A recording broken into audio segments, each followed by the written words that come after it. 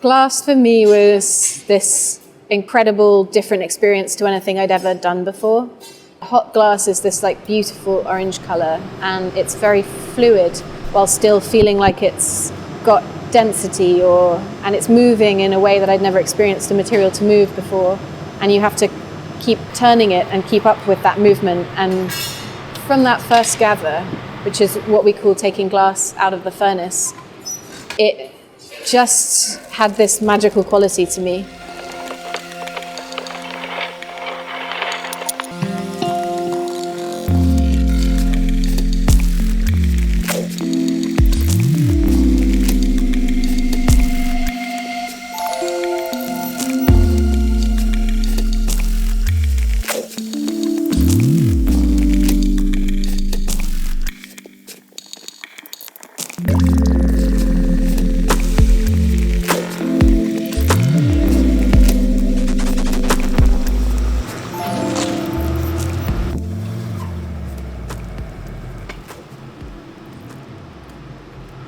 Gather some glass over the top of it. So the business's name is Gather, and that's what we call taking glass from the furnace. So it's always the first thing you do.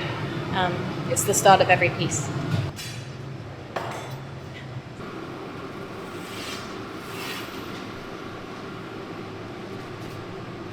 So he was just smoothing a little piece of very intensely coloured glass onto the end of the blowing iron. And he's heated it up just enough so that it's soft, so he can make a nice round shape.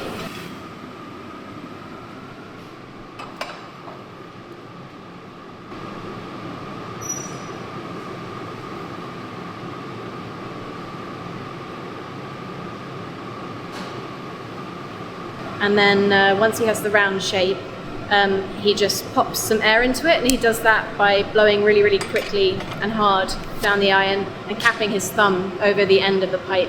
And that traps pressurized air in the pipe, and that's what inflates the first little bubble into the glass. So he's gathering molten glass out of the furnace over the top of the colored glass, and that just totally coats it. You can't gather loads and loads of glass out on a small little head on the end of the blowing iron. You have to build it up slowly. The block is wet, and that just shapes the glass using steam.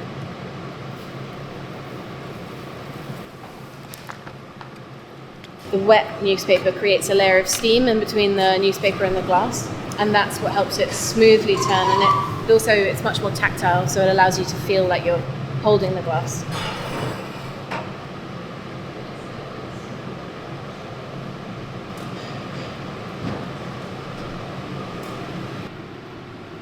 So Will's taking the second gather right now. In the second gather, he's really trying to control the amount of glass he gets, because this gather determines the final amount of glass on the piece. It's really important that he gathers the same every time. He knows that by kind of how much it weighs, but also how it fits into these blocks here. So they're different sizes, and you learn the size of your gather by how much it fits into that.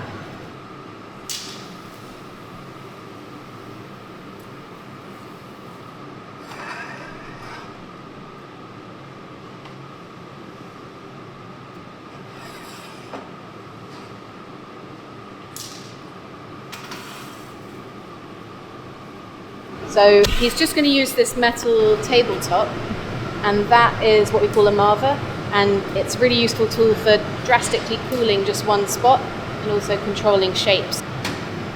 So right now he's just cooling the bottom of that, and that allows us to have enough glass at the bottom of the shape when it goes into the mold, making sure there's enough weight at the bottom. So Laura's got the wooden blow mold, and it's always kept in water, a bit like the wooden blocks. So that steam there is just the water from the blow mold hitting the hot glass, and it's getting so hot, it's just turning to steam immediately. And then Laura's making a little jack line at the top.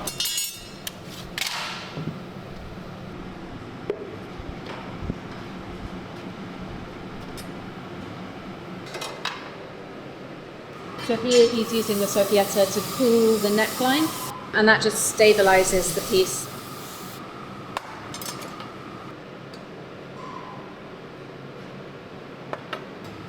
So she's making what's called a punty.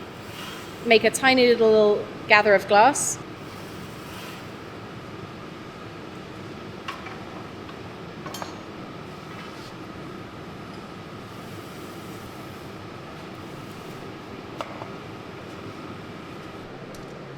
Point it up, and then it gets stuck to the bottom of the jug.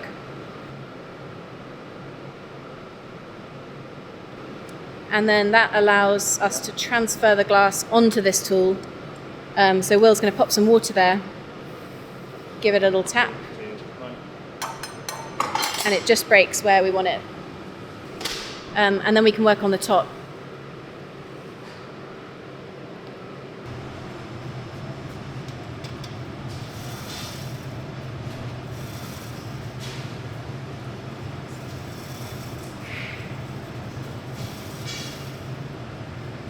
I'm just heating it up so that I can pull a little bit of the glass off and refine it a bit. So when it's blown into the mold, it often has a slightly thicker top than we'd like, because it feels a little bit more elegant and refined to have a bit finer at the top. So I'm just going to pull some of the weight off and prepare it for the lip wrap.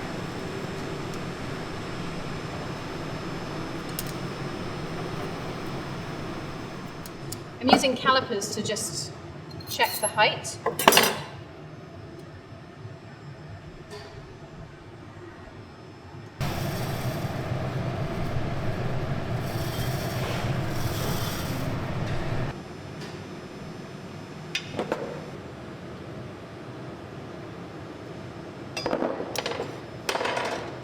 And I'm just using these diamond shears here to squeeze in so that I can knock off the glass that I've just prepared there.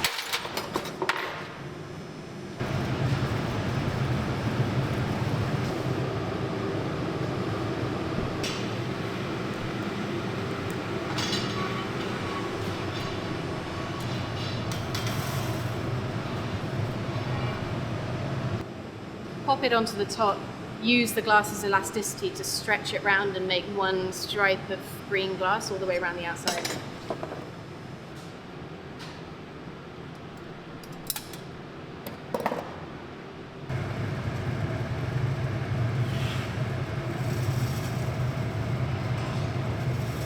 So different colours have different stiffnesses, and that's to do with the materials that make them. So greens have a lower melting point often, which makes them softer than orange, and that's a little bit tricky when we make these, because when we open them we don't want the green to fly off. So when I'm opening up, I'm just using these tools called jacks, and they're like a pincer, but they're also very good for pressing down and opening out, and that helps us get a nice straight side as well. So we can use the straightness of the blade to pull up on the glass while it's elastic and then set it. The mold has given the side a really nice straight shape. So what I'm doing here is just pulling up while the glass is just the right temperature to meet the side that's already been set with the mold.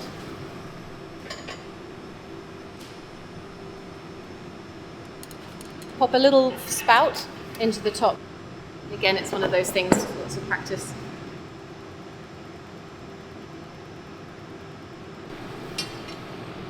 And Laura's just preparing the gather for the handle. She's getting it to the right shape and heat.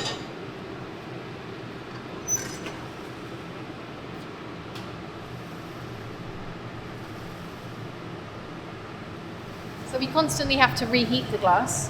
If it gets too cold, it's going to crack. But if it gets too hot as well, it's going to get really floppy. So we're constantly trying to keep it at a working temperature. And we just learn that by feel. So over time, lots of practice, you learn what it looks like and what it feels like.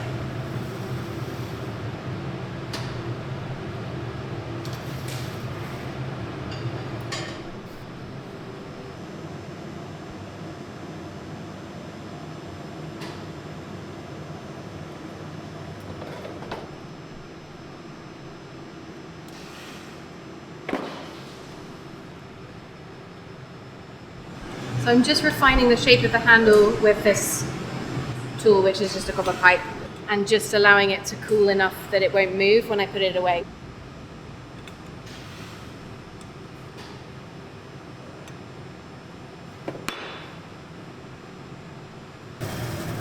So right now I'm just making sure that both the body of the jug and the handle are a similar temperature so that the handle doesn't droop when it goes into the annealer.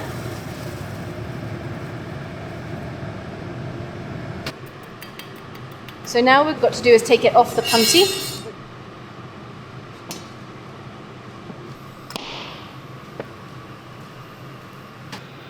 This melts in the punty mark, makes it a nice smooth surface, and then it allows us to brand it. And what we do is just stamp it with our gather symbol.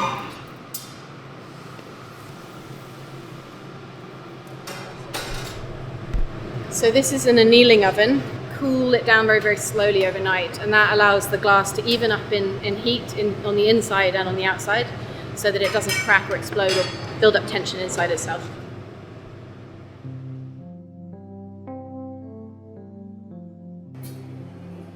Glass for me was this incredible different experience to anything I'd ever done before. I did a weekend glass blowing course when I first started, and I loved it so much I quit my job and decided to train to be a glassmaker pretty much the week following it. And from that first gather, which is what we call taking glass out of the furnace, it just had this magical quality to me.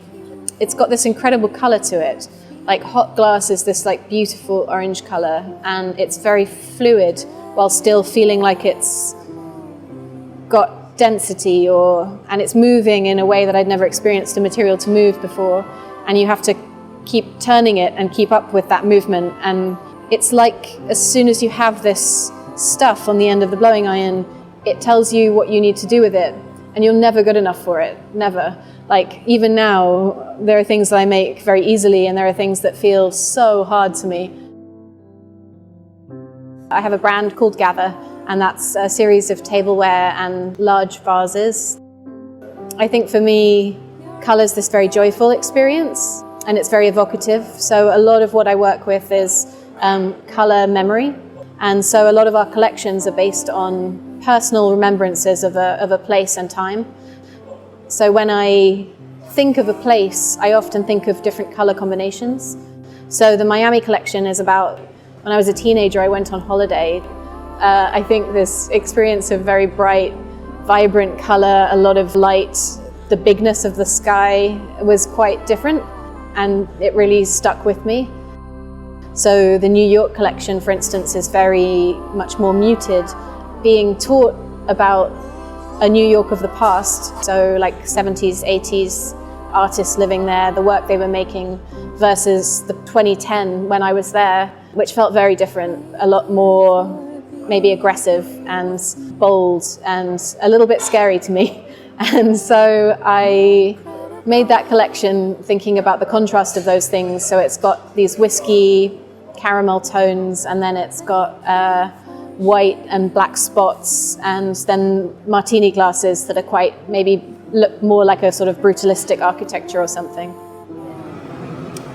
I love making the martini glasses. They're a little bit hard to make and they require so much teamwork. A lot of things have to go right in order to make it good, and I think when we do a day on them and we get a lot of good ones, it feels really great.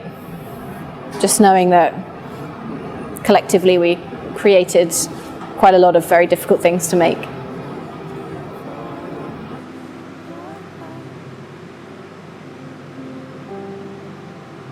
I love this semi-translucent white colour. I think is beautiful, and I think it really suits glass. It shows off what glass does best. It's that transparency, and I like colour. And just the black and white is very bold in this. Makes me happy. Yeah, so colour in glass has a lot of effect on the glass material itself, often made of things like cobalt, or greens have iron in them, and that reduces the melting point of the glass and makes it softer. And then some of the yellows, some of the reds make it stiffer. So that means that the melting point is higher. So when you're working with that, you just build up a knowledge of it over time. I've never experienced a material like it where you want so much to be good enough for it, I guess. it's like the better you get, the further away the desire is for perfection, or not even perfection, I think, but your aspirations maybe always move with it. And I think, I don't know if anything else ever felt that way to me, and I enjoy coming to the studio and learning something and progressing and feeling like when it goes really well, you're kind of at one with it, and that's such a wonderful feeling.